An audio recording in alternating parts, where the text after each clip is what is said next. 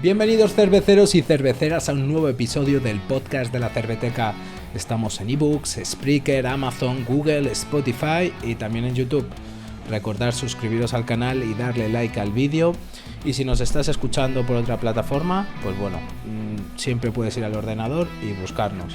Y como ya es habitual, tenemos un patrocinador en este podcast que es la cerveteca.online, en la cual tienes más de 200 cervezas disponibles de todo el mundo a tan solo un par de clics de ti. Entra allá y que no te lo cuenten en la cerveteca.online. Y en esta ocasión nos acompaña Jesús León, CEO de Arriaca, una compañía de cervezas craft ubicada en Junquera de Henares, Guadalajara, con filosofía propia y con una vertiginosa curva de crecimiento y de innovación. ¿Cómo estás, Jesús? Hola, buenas tardes. Muy bien. Encantado de estar con vosotros. Esta es tu casa. Muchas gracias. En primer lugar, ¿qué estás bebiendo? ¿Qué cerveza te has traído? Pues mira, una cerveza muy curiosa. A ver si la veis. La botella pone Artemisa. Artemisa. Mira, este fin de semana hemos estado dando una cata de cervezas históricas con arqueogastronomía, en el que nosotros poníamos el contrapunto de las cervezas artesanas modernas.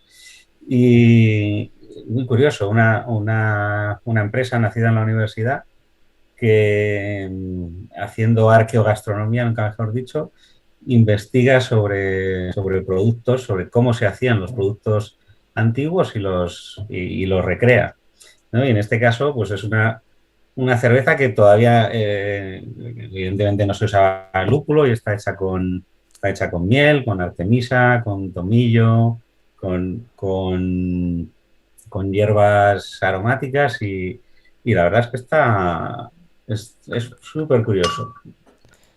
En cuanto a sabor, Pues sobre todo tiene mucho sabor a pan, mucho sabor a cereal y, y un aroma muy intenso a botánicos, a hierbas, el tomillo sale muchísimo, la miel también un poco en el fondo, muy curioso y todo ello sacado de los restos de vasijas y de cuencos de excavaciones que se han realizado eh, precisamente en la zona centro con mucha profusión, pero también en el sur de la península. muy Muy interesante. curioso, la verdad. Muy interesante. Yo, bueno, he elegido para esta ocasión una de la casa. Tengo, de Arriaca, tengo pues la sesión IPA, que para todos Pues aquellos que no les guste o no sean especialmente fans de la IPA, es una cerveza que se bebe muy bien, una IPA con muy baja graduación y que os la recomendamos. En primer lugar, está muy rica. y siento ir tan a cuchillo, el día que os presentáis a un concurso de homebrewers y os lleváis un premio, ¿sabíais que ibais a ganar?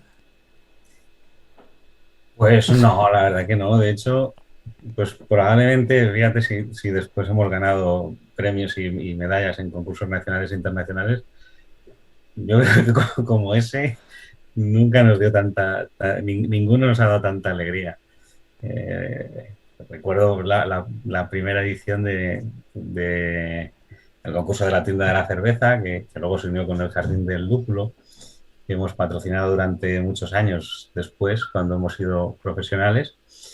Y, y la verdad es que nos hizo una ilusión tremenda y además pues también nos permitió entrar en contacto con los profesionales de la cerveza artesana, que en aquel entonces pues eran muy incipientes.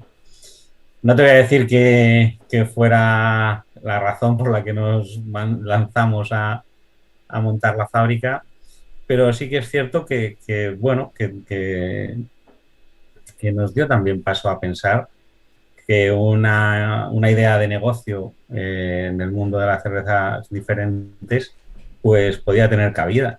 Y poco tiempo después pues empezamos a desarrollar el proyecto. Arriaca. Ese es el nombre que elegisteis para la marca de cervezas, ¿no? Que nace de ese proyecto de unos homebrewers que se presentan a un concurso y deciden ponerle un nombre peculiar. ¿Por qué Arriaca? Y tanto porque probablemente quien esté escuchando que no sea de Guadalajara, pues lo desconozca completamente. Eh, Arriaca y un poco al hilo también con lo que te comentaba de las cervezas históricas de este fin de semana, pues es el nombre del asentamiento celtíbero que dio origen a la ciudad de Guadalajara. Que, bueno, de hecho, estudios recientes la sitúan muy cerquita, a escasos 7 kilómetros de nuestra fábrica. Y bueno, pues es una forma de transmitir pues algo que es fundamental en este tipo de proyectos, ¿no? Que es el vínculo local, el arraigo y la identificación de una tierra con sus productos. Bien, es cierto que luego sales 30 kilómetros alrededor de Guadalajara y ya nadie sabe lo que es Arriaca, pero bueno, cuando se descubre, pues también es interesante que haya una historia detrás de cada marca y además te puedo asegurar que es un espectáculo escuchar a los chinos decir Arriaca Arriaca. por la doble R en las múltiples ocasiones en las que hemos enviado cerveza allí, por ejemplo. Em, es curioso porque quizás cuando empiezas un proyecto o cuando quieres hacer una cerveza, encontrar un nombre o una marca, ¿no? Con la que sentirte identificado y que se identifiquen tus valores es complicado.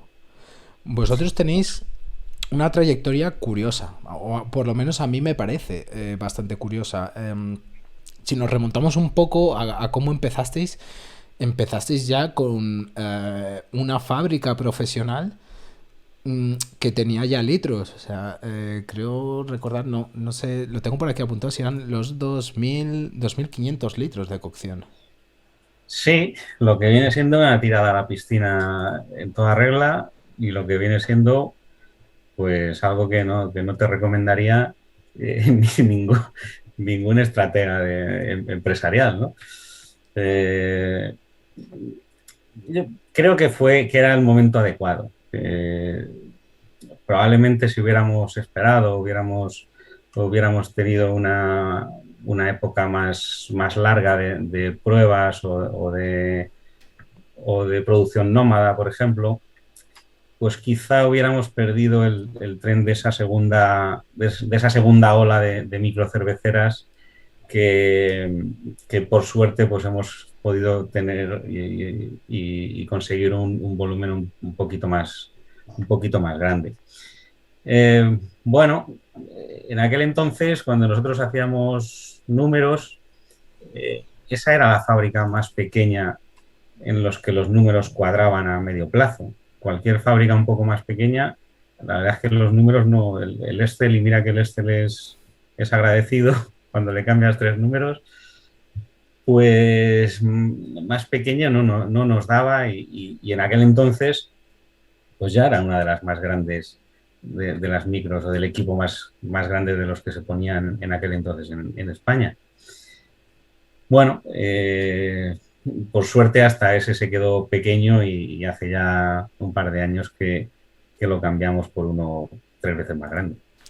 Mi pregunta es, cuando tú empiezas con este tipo, ¿no? Y sobre todo para aquellos que nos están escuchando, ¿no? Y compartiendo tu experiencia como CEO y como head de la empresa, cuando realizas esos planes de empresa, ¿qué visión teníais? ¿Teníais una visión a 5 años?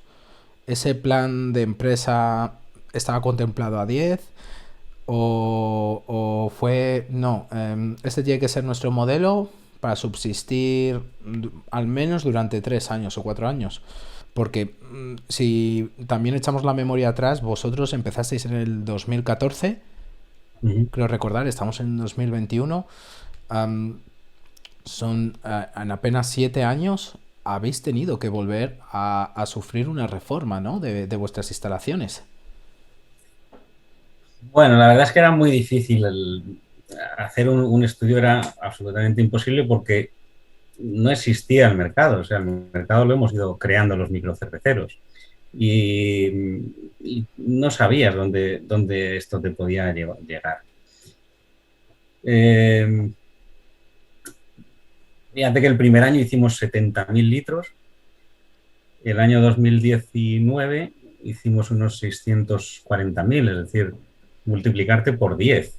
Eso es muy difícil primero de prever y segundo de gestionar, porque además todos esos crecimientos se han ido produciendo sin parar de elaborar, ¿no? Y además atendiendo a sus criterios. Eh, bueno, lo que hemos ido es actualizando muy poco a poco el plan estratégico y adelantarnos en la medida de lo posible, es decir, no mirar tan lejos, no mirar a 10 años vista, pero sí mirar continuamente a un año vista, con lo cual, pues esa previsión nos hacía pues traer el siguiente fermentador unos meses antes de que hiciera falta, ¿no? Con lo cual, hemos podido ir acometiendo esas ampliaciones, compatibilizándolo con el crecimiento y con no fallar y con no faltar a tus compromisos con los clientes. Pero desde luego que no ha sido nada fácil gestionarlo y ya de remate pues te viene una pandemia que te trastoca cualquier planning que podrías haber tenido previamente. Haciendo también hincapié esos 2.500 litros iniciales, muchas veces la barrera inicial, ¿no? A la hora de empezar con tu microcervecería o con tu negocio craft es la distribución. Sí, sí, sí. Es el caballo de batalla de todos los pequeños cerveceros. ¿Cómo hiciste esa estrategia? O sea, más o menos ampliamente, ¿no? Comentarnos un poco. Me fui directo a la hostelería o me fui directo a buscar canales que ya conocía. ¿Cuál fue ahí la estrategia? Extremadamente complicado. Nosotros siempre, y además que estamos en Junquera de Henares, estamos muy cerquita de Guadalajara, una provincia sin muchos locales cerveceros, sin mucha cultura cervecera. Nosotros teníamos claro que nuestra gama de cerveza tenía que ser, tenía que poder tomársela mi padre. Tenía que ser muy, muy asequible, o al menos parte de la gama tenía que ser un paso hacia las cervezas diferentes, hacia las cervezas artesanas, un escalón muy pequeño, muy llevadero. Y así montamos, de hecho, nuestra gama de cervezas, ¿no? Empezamos con una rubia y un trigo muy suavecitas, muy identificables, muy fáciles de beber, con poca graduación, a la que luego pues añadimos la IPA y la Porter cuando empezamos, pero con la idea y con la estrategia de poder llegar, en nuestro caso, a la hostelería convencional, porque no estamos rodeados, a no ser que ya te vayas a Madrid, no estamos rodeados de locales especializados y sin ninguna duda con ese tipo de cervezas, pues intentar que también en otros canales de distribución se pudieran conseguir este tipo de cervezas. Es decir, que no fueran lo que nosotros llamábamos en aquel entonces la cerveza de los domingos, ¿no? Sino que fuera un producto más a echar a la cesta de tu compra, pues cuando fueras a la tienda del barrio, cuando fueras al súper del barrio, cuando fueras a una gran superficie.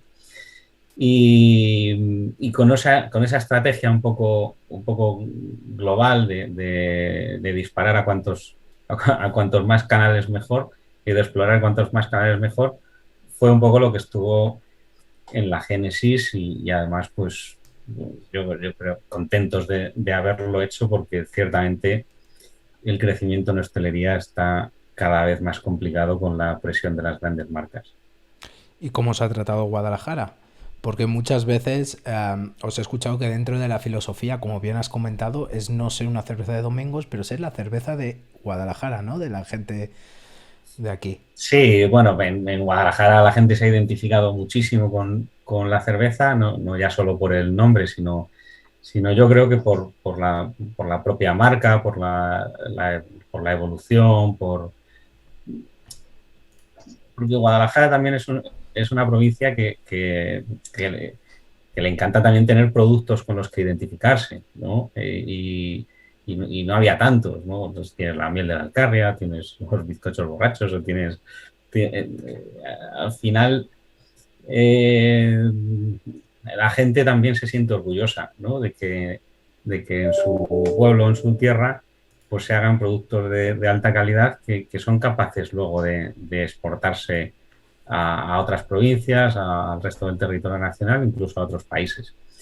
Entonces, bien, bien, muy, muy contentos con la acogida y con la forma en la que las gentes de Guadalajara se han identificado con la marca.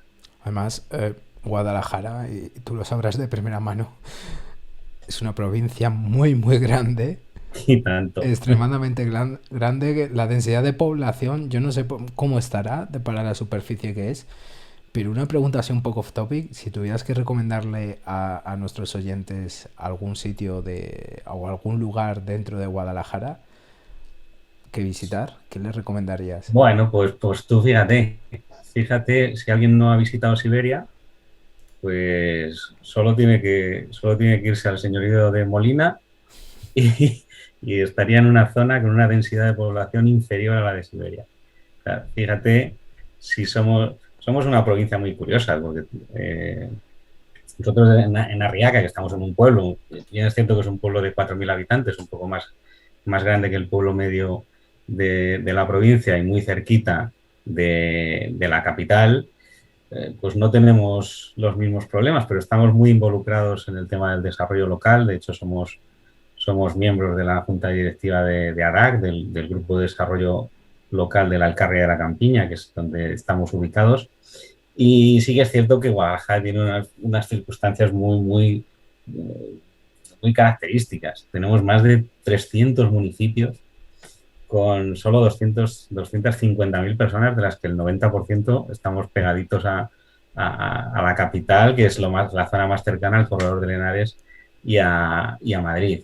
Y eso hace pues, que sea un destino turístico de interior, la gran desconocida, ¿no? La llama. Decía Cela en su viaje a la Alcarria, que la Alcarria es ese precioso país al que la gente no le da la gana de ir, ¿no? Pues, pues hay una cantidad de atractivos, sobre todo a nivel paisajístico, a nivel gastronómico, increíble. Yo me quedaría sin duda con la Sierra Norte, con la arquitectura negra, con los pueblos negros, pero es que tienes el señorío de Molina, tienes el Alto Tajo, tienes la Alcarria que en verano se ha vuelto famosa por sus cultivos de aromáticas, de lavanda, donde Sí, se hacen, exacto. se Bilbao. hacen conciertos en medio de campos de lavanda, morados, preciosos. En fin, Guadalajara tiene muchas cosas que ver. No deja de ser nuestra sierra, por decirte algo, nuestra sierra es la continuación de la Sierra de Madrid. En este caso es una sierra pizarrosa, no tan granítica como la Sierra de Madrid, con la diferencia de que la de Guadalajara está completamente virgen y la de Madrid está completamente masificada, con lo cual a muy poco tiempo de la capital, pues tienes zonas absolutamente vírgenes y pueblos que en algunos de los casos, como La Vereda o como Campillejo, pues se conservan como hace 200 años, son como auténticos decorados y que son un foco de turismo y de ocio y de gastronomía, pues muy, muy recomendables. Un sitio que visitar, ¿eh? Más allá. El Pico Cejón yo lo tengo por aquí detrás y algún día cuando nos aburrimos decimos, ¿qué hacemos este fin de...? Nos subimos el Cejón y nos ¿Te, vamos te allí. la has subido? Sí, sí, sí, sí. Ya os aviso que carguéis bien la mochila de cervezas porque al final vais a necesitar. Y luego Sí, sí, se hace durillo, pero bueno, pero está bien y se los sube, pueblos se son muy sube. bonitos, sí, sí. Y luego, Se sube. si ya os gusta el cañón este del río Dulce, Del Río Dulce, sí, sí, es precioso. Sigüenza. Y bueno, y en el Alto Tajo también comentaros que yo he buceado, o sea que es parque natural, pero se puede bucear, aunque no os lo recomiendo porque el agua está como a 14 grados, 15 grados. No es recomendable. Por cierto, y hablando de todo esto, que me ha surgido una pregunta. Vosotros, ¿qué agua tenéis allí en Junquera? ¿Es agua del Sorbe con la que trabajáis en la fábrica o tenéis un suministro Sí, sí, especial? sí. De hecho, somos casi el primer cliente de la planta de tratamiento de Mornando, que está a escaso 1,5 kilómetros de nuestra planta, y es agua del río Sorbe. Es un agua que se recoge en Beleña, que está a los pies del macizo, y es un agua perfecta para hacer cerveza precisamente por eso, porque no recorre terrenos calcáreos y es un agua muy blanda, con muy poquito de mineral, que te permite pues elaborar un montón de estilos de cerveza pues con ciertas garantías de éxito, porque el agua no te condiciona, al revés, es tan blanda y tiene tan poco mineral que te permite modificarla y adaptarla a casi cualquier estilo cervecero. Eso está bien. Yo estoy cruzando los dedos porque con un poco de suerte, en un mes o así, me llega a casa el agua del Sorbe.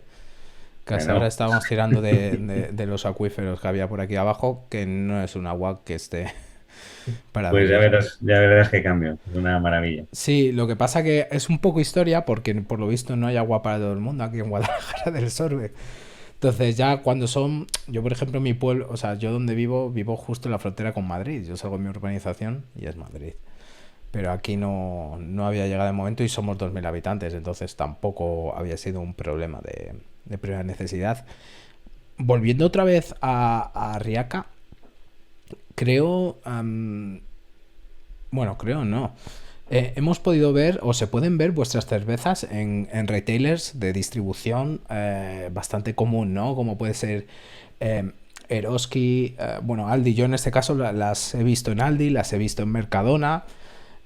Eh, ¿Cómo se llega ahí? Porque yo he trabajado en gran distribución en una compañía, y que te creen un listing de un producto es muy complicado, un responsable de compras, porque precisamente cada semana o cada día van tres como tú a presentarle lo mismo. Sí, sin ninguna duda, pues un trabajazo increíble durante muchísimo tiempo y, y también la capacidad de mostrar que podías estar ahí. Es decir, cuando trabajas con estos grandes operadores, eh, tienes que demostrar que puedes estar ahí y que puedes tener una continuidad ahí. Es decir, que tienes primero calidad suficiente, estabilidad suficiente, que tienes unos controles de calidad y de proceso absolutamente exigentes y que además tienes capacidad de respuesta y volumen necesario para poder atender sin fallar nunca. Claro, es un campo en el que no se permiten los fallos y por eso, pues bueno, da un poco idea del control absoluto que tenemos en todos los procesos y en todos los productos. Eh, También te diría que lo más difícil es entrar. No deja de ser cierto que las mismas cadenas de distribución son los mayores ojeadores de tendencias de mercado que existen. Y, y cuando llamas a la puerta y te abren o directamente te llaman, que también nos ha pasado, pues es porque ellos han detectado que su cliente pues ha cambiado y demanda cervezas artesanas, cervezas diferentes, cervezas de mayor calidad o de mayor valor añadido, y solo hay que ver cómo han ido creciendo los estantes y los módulos dedicados a las cervezas diferentes. Bueno, pues eh, en ese momento pues tienes que estar tú ahí para resolver un problema que ellos tienen, que es ofrecer ese fondo de gama a sus clientes que hasta ahora no podían. Y lo que tampoco podían permitirse pues es que alguien se vaya a hacer la compra a otro lado porque no tengas cierta cerveza. Al final, por supuesto, las cantidades que manejan este tipo de cervezas son muy pequeñas en comparación con con las superventas y no les vas a arreglar a nadie la cuenta de resultados con tus cervezas, eso es evidente. Pero sí a lo mejor evitas que el carro entero se vaya a otra tienda porque no tenga un cierto tipo de cerveza.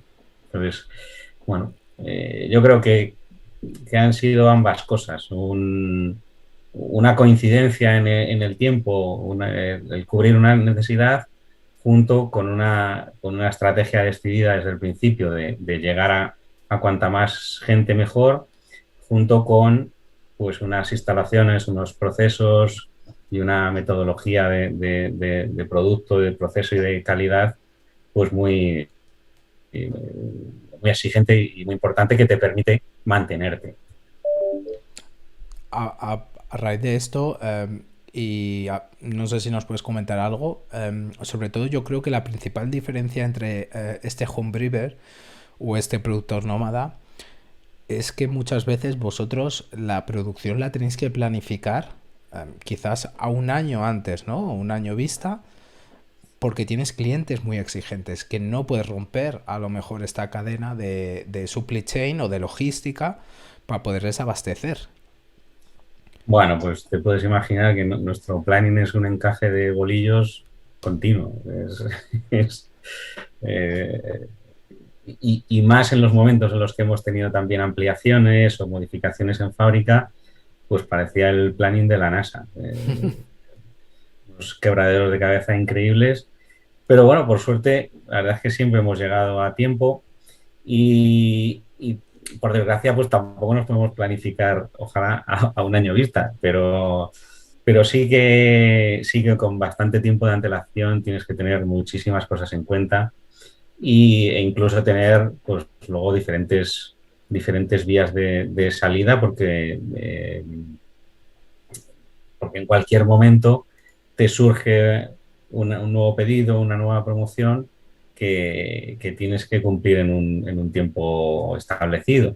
Entonces, bueno, pues tenemos mucha cintura, mucha versatilidad, tenemos un buen número de fermentadores, capacidad para el envasado y la verdad es que, bueno, pues vamos trabajando bien, con muchísima tensión continua, te diría, pero sirviendo y sin fallar nunca.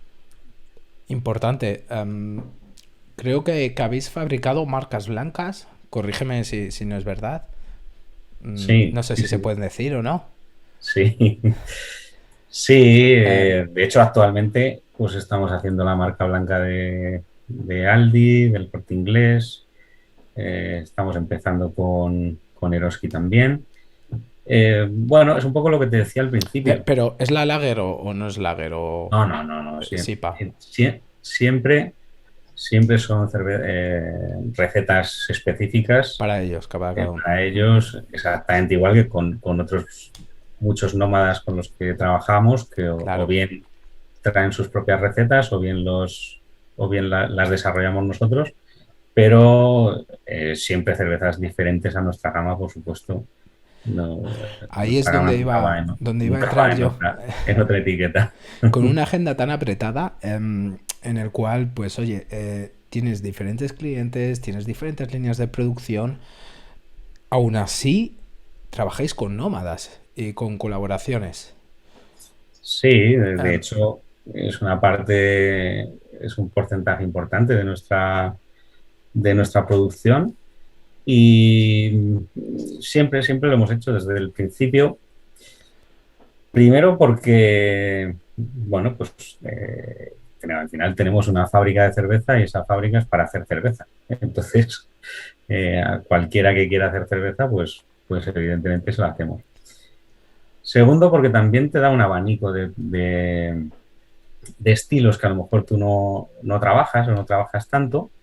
Y también te da esa otra visión de estilos complementarios con los que también puedes aprender y desarrollar. Y, y por último, pues bueno, como que al final es una parte de la facturación que también es importante a final de año. En el caso de los nómadas, pues bueno, hay desde pequeños productores que no han podido hacerse sus fábricas o fábricas amigas que a lo mejor en un momento dado no llegan a los pedidos. Eh, en el caso de los supermercados, pues como te decía, es porque ellos mismos han detectado la necesidad de ofrecer a sus clientes eh, dentro de sus propias gamas cervezas artesanas, cervezas de calidad y entonces no solo te buscan, sino que además lo que pretenden es que salgas cuanto más grande mejor en esos envases para que precisamente la gente sepa que hay una cervecera artesana independiente detrás de esas cervezas y que no son mentira o que no son un engaño, que no son, sino que realmente es un producto que se ha desarrollado conjuntamente con una pequeña cervecera artesana nacional. Aún así tenéis lista de espera. Me imagino que cualquier nómada que quiera tendrá que ir y pedir su turno. Sí, a veces, bueno, tenemos, claro, nuestro lote mínimo es muy grande. Para muchos nómadas, nuestro lote de 6.000 litros pues, se hace un poco excesivo. También tenemos un par de fermentadores más pequeños, pero claro, al ser solo dos, pues están más cotizados y normalmente en lista de espera. Pero bueno, ya digo, vamos sacando las cosas eh, con bastante éxito, yo Con creo. bastante éxito. Pues no se nos han quejado mucho. Algo que también me llama mucho la atención de Arriaca es que yo creo que fuisteis de los, no los primeros, pero de los primeros del mundo craft y del sector que apostasteis por el formato lata. Sí, sí, sí. Bueno, en España sí que fuimos los primeros.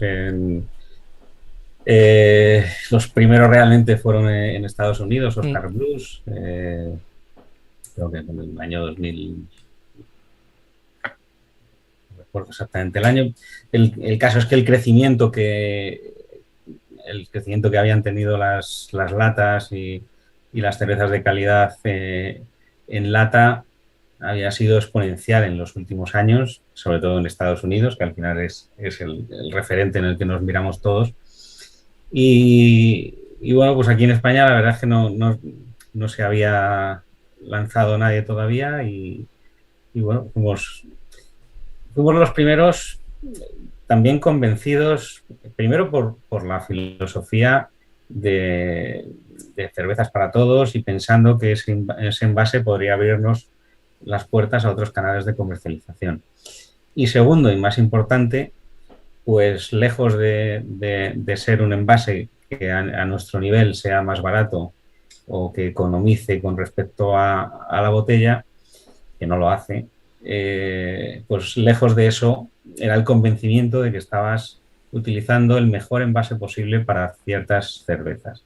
Al final la lata eh, lucha contra los dos enemigos principales de las cervezas artesanas y especialmente de las cervezas lupuladas, que son, por un lado, la luz, ¿no? Con su opacidad, por supuesto, y por otro lado, por la oxidación, eh, que en el caso de la lata, pues mejora muchísimo porque el cierre es un cierre, la tapa con el cuerpo de la lata es un cierre remachado que hace absolutamente imposible cualquier interacción con el exterior y la entrada de oxígeno.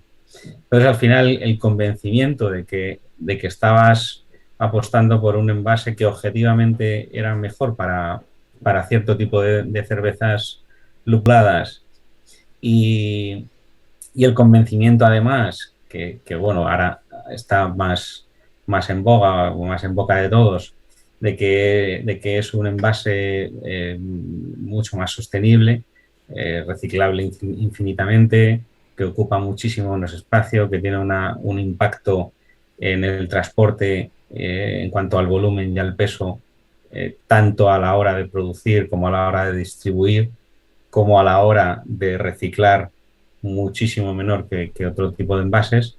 Bueno, pues todo eso al final nos llevó al convencimiento de que había que hacerlo. Eh, Fíjate si nos llevó al convencimiento que, por ejemplo, la cerveza que tienes ahí, la Session IPA, junto con la Imperial Red IPA, son dos cervezas que no están en botella, que no se distribuyen en botella. Y, y también pues era una llamada de atención, ¿no? Al menos para que la gente nos preguntara por qué no estaban, ¿no? Y te dieran la posibilidad de explicar las bondades, sobre todo pensando y de cara al canal Oreca, que es el más reticente al uso de la lata. Bueno, sigue siendo muy reticente, sigue quedando muchísimo trabajo por hacer, muchísima explicación que dar, pero bueno, se va haciendo un hueco y solo tienes que ver que en el mundo craft pues ya no solo no es una rareza, sino que casi la rareza es lo contrario, ¿no? La rareza ahora ya es no tener lata. Muy interesante la observación que has hecho porque siempre me había preguntado, o creíamos, ¿no? Que, disculpa, que las inversiones en una enlatadora son muy grandes. O sea, tengo entendido que tener en una línea de producción una buena enlatadora que te pueda enlatar la cerveza es bastante más alta que una embotelladora. Referente a eso, claro, con las latas no tienes que hacer limpieza de los cascos, no tienes que comprar cascos, el volumen, peso quizás es menos, ¿no? Porque es aluminio. Pero aún así, yo pensaba que en temas, por ejemplo, logísticos o de almacenamiento, se podría intentar reducir los costes o amortizar esa inversión inicial que en muchos casos supone una gran cuantía. Y has dicho que no sale más barata que una cerveza en botella. No, no, no. De hecho, el mayor problema y uno de las grandes limitaciones por las que no se ha desarrollado más en el sector craft son los pedidos mínimos. Las latas es un mundo de grandes. Hasta ahora, pues refrescos, cervezas, básicamente. Eh, Piensa que el pedido mínimo para poder serigrafiar una lata, pues estás hablando cuando nosotros empezamos y cuando empezamos a hablar con los lateros, lo conseguimos bajarlo a algo, pero en aquel entonces el mínimo era 500.000 de latas. 500.000 de latas de una sola referencia, pues son 160.000 litros al año, pues que está incluso por encima de la media de la producción de la micromedia nacional. Pues ahora imagínate si eso lo tienes que hacer con 8 referencias. Pues es absolutamente inviable y por eso es habitual ver en el sector pues la lata no mínima etiquetada. Pero la lata serigrafiada es un verdadero hándicap porque sus mínimos son muy pequeños para ellos. Piensa que las fábricas donde se hacen las latas pues son fábricas que hacen del orden de 4, 6, hasta aquí en España 8 millones de latas al día. 8 millones de latas al día. Así que tú imagínate cuando vamos nosotros a hacer nuestros poquitos cientos de miles, que tienen que parar la fábrica entera para nosotros. Con lo cual, no hay un ahorro. Si no hay volumen, no hay ningún ahorro. No solo eso, sino que además necesitas muchísimo espacio para almacenar. Tienes un inmovilizado grande durante mucho tiempo por cada una de las referencias que tienes y eso hace pues que no haya un ahorro económico. Aún así, los beneficios que tiene a nosotros nos cubren con creces esos hándicaps y las puertas que se nos han abierto, conocimiento de la marca bueno, pues haber sido pioneros también en esto que pues, al final queda ahí también un poco para la historia.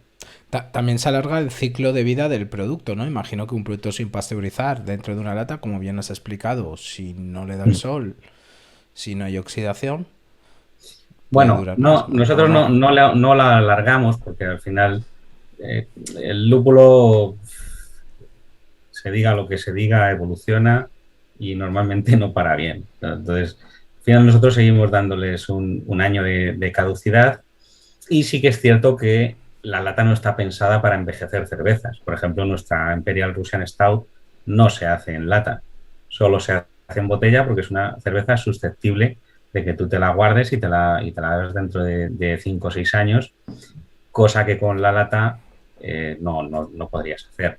Entonces, La lata está mucho más orientada a las IPAs, a las cervezas más de temporada, más suaves, para un consumo, pues, como cualquier cerveza artesana, lo más rápido posible.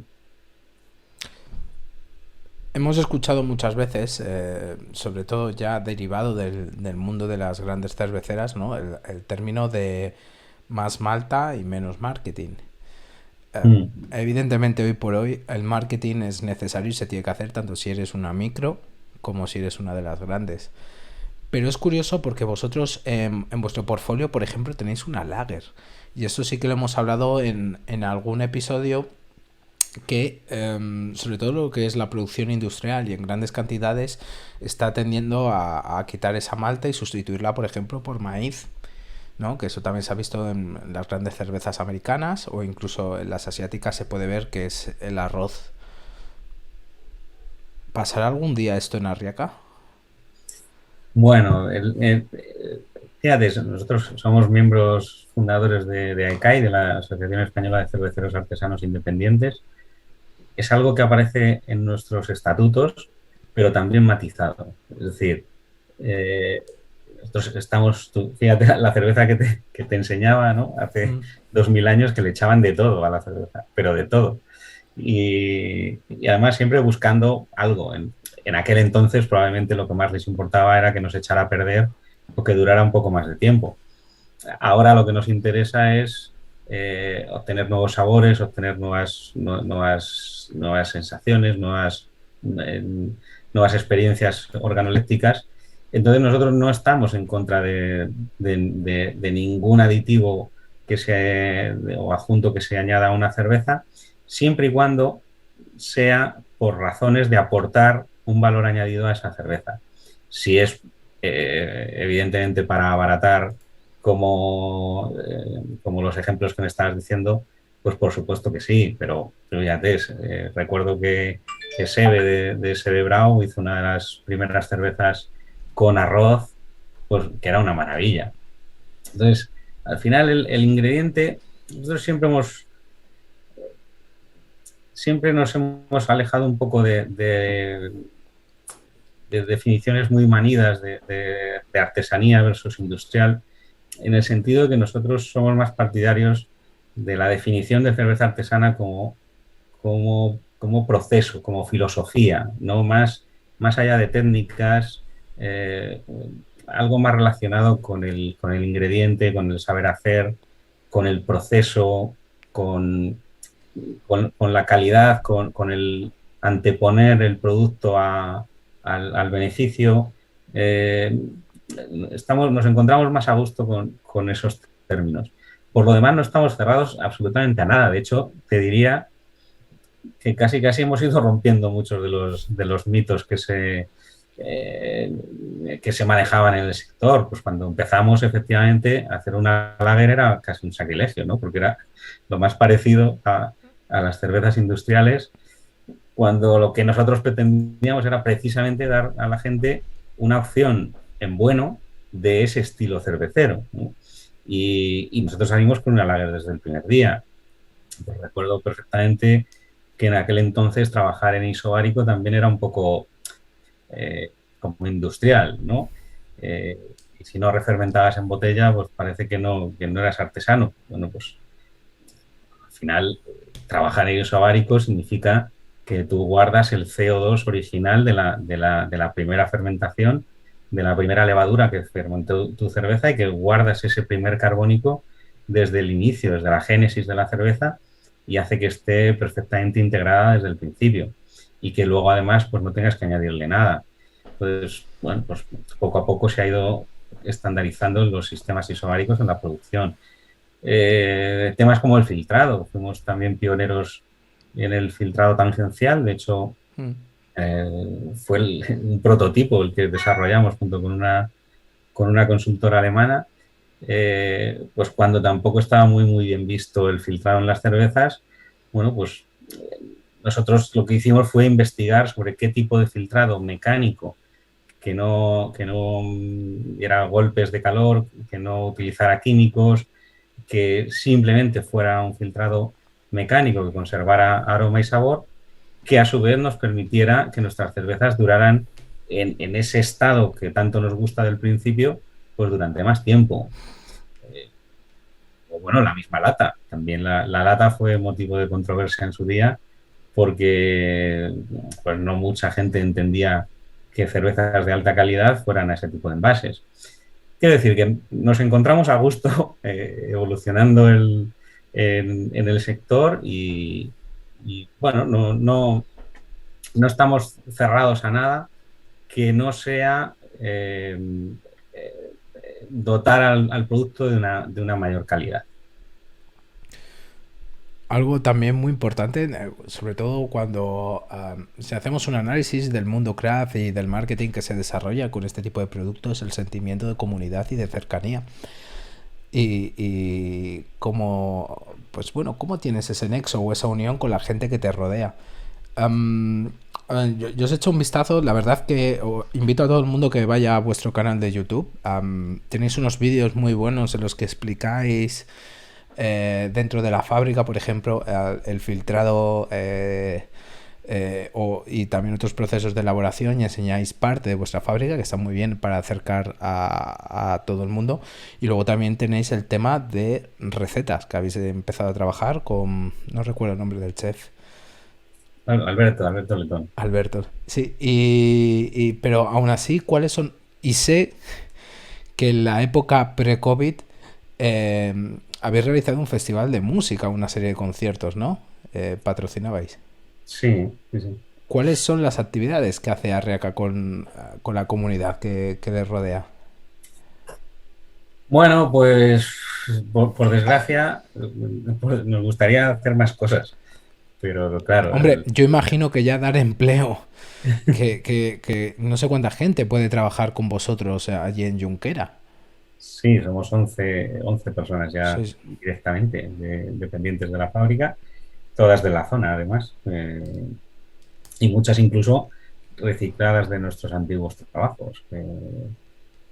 Bueno, ya digo, nos gustaría, porque al final el presupuesto que tiene una pequeña cervecera para marketing, para publicidad, para eventos, pues tiende a cero. Hacemos lo que buenamente podemos, pero siempre, siempre, siempre muy, muy orientado con un carácter local a cosas que encajen con nosotros. Es decir, por ejemplo, somos patrocinadores del Festival Que Caña desde que empezamos prácticamente, que es un festival de música independiente pues que como su propio nombre indica, lo realiza una asociación sin ánimo de lucro y encaja perfectamente con nuestra filosofía.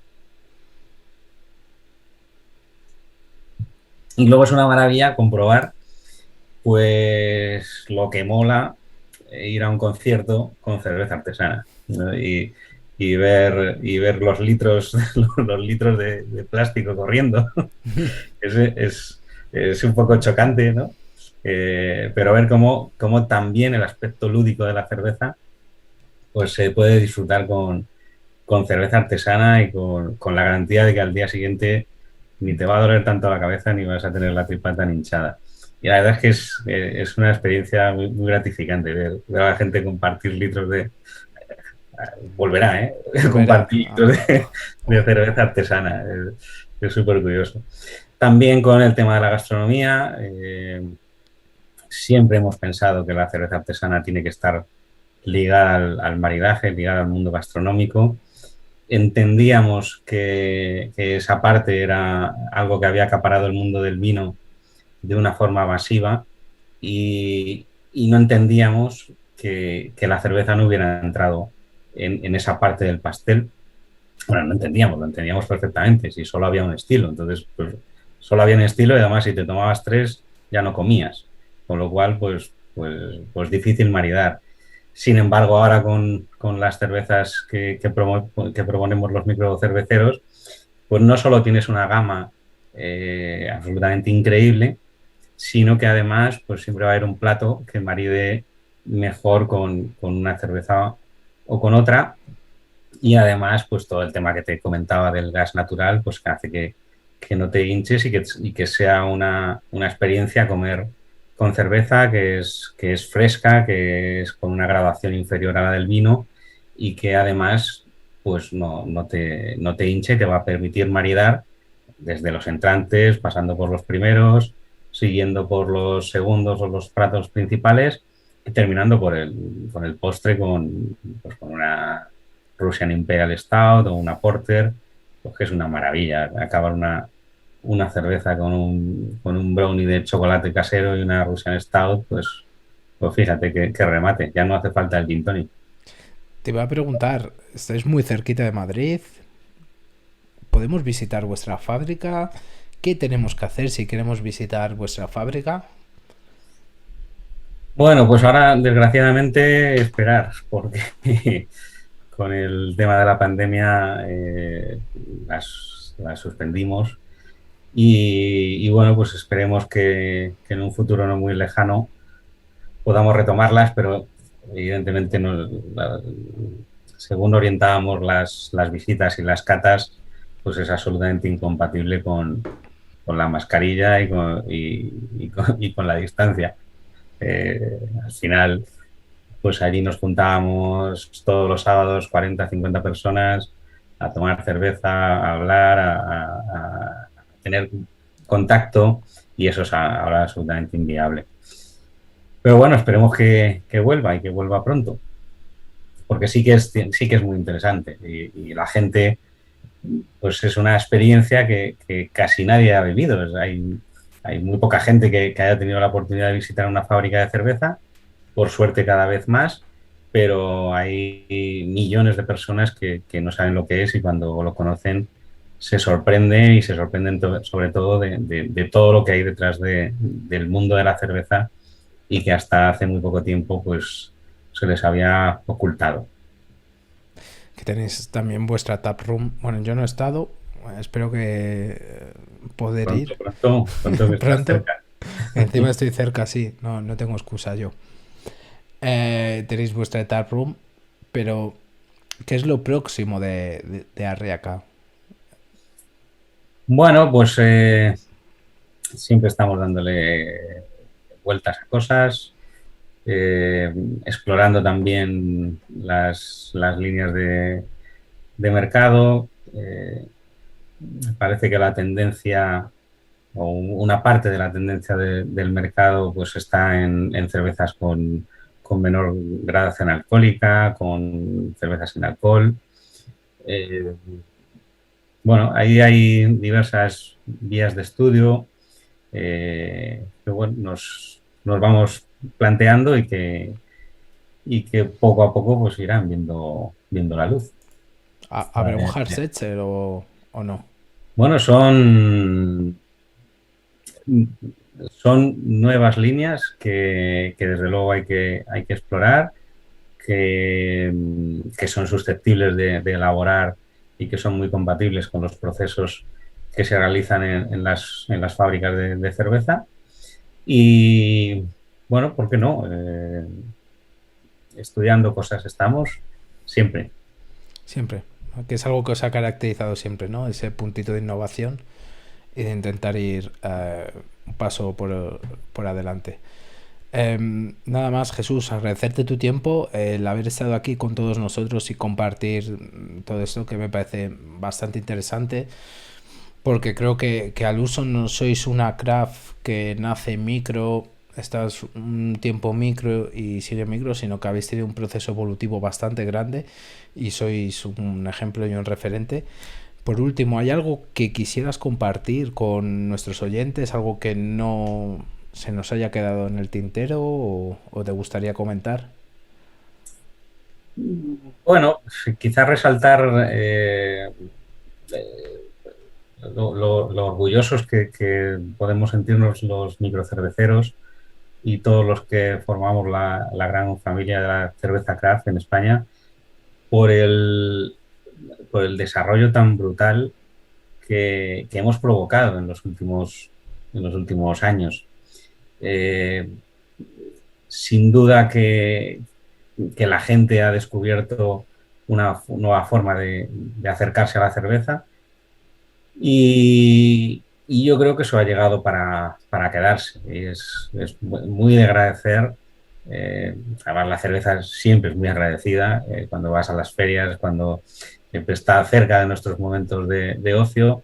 Y yo creo que quizá es una de las cosas de las que más, como te decía, nos podamos sentir orgullosos de cómo desde las pequeñas empresas, las empresas locales, pues hemos sido capaces de transformar de cabo a rabo un sector absolutamente inmovilista durante décadas. Solo tenemos que ver lo que ha cambiado la publicidad de las grandes marcas, sus catálogos, sus lanzamientos, e incluso su intento de copiar nuestra forma de hablar, ¿no? y nuestro lenguaje, para darnos cuenta de que es un cambio de tendencia real y que es un cambio que ha venido para quedarse. Entonces, bueno, pues nada, simplemente a agradecer a todo el mundo que se vuelca con las cervezas artesanas, porque además tienen un componente socioeconómico muy importante.